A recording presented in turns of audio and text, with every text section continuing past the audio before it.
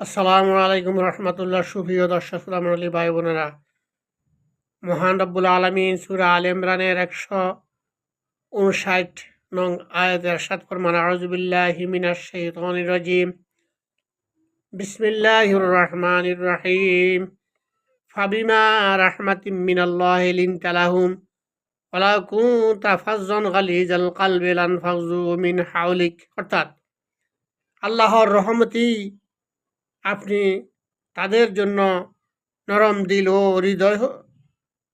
সুহৃদয় হয়েছেন।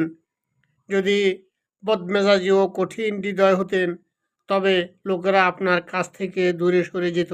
সুবহানাল্লাহ, সুবহানাল্লাহ। বিশ্বনবী সাল্লাল্লাহু আলাইহি ওয়াসাল্লাম এই আয়াতের মধ্যে আল্লাহ ঘোষণা করতেছেন, আপনার অন্তর খুব নরম, খুব সহানুভূতিশীল। আপনি কোনোদিনও কারো থেকে প্রতিশোধ গ্রহণ করেন নাই। আপনি বিশ্বের জন্য আল্লাহর পক্ষ থেকে রহমত স্বরূপ এসেছেন। আপনার দিল খুব নরম, এই জন্য আপনার আশেপাশের সব লোক বেল জমাতো, ইসলাম ধর্ম গ্রহণ করত।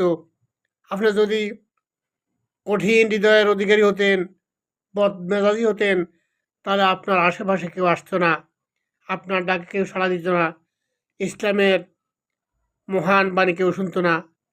সুতরাং মহান রব্বুল আলামিন আপনাকে সুহৃদয়, কোমল হৃদয়, নরম দিল দিয়ে বানিয়েছেন। এই জন্য আপনার আশেপাশে অনেক লোক এসেছে, ইসলামের প্রসার হয়েছে। আল্লাহ তাআলা আমাদেরকে বিশ্বনবীর গুণে গুণান্বিত হয়ে নরম দিল, প্রতিশোধ না নেওয়া এবং বদমেজাজ না হওয়া জন্য আল্লাহ আমাদেরকে যেন তৌফিক দান করেন।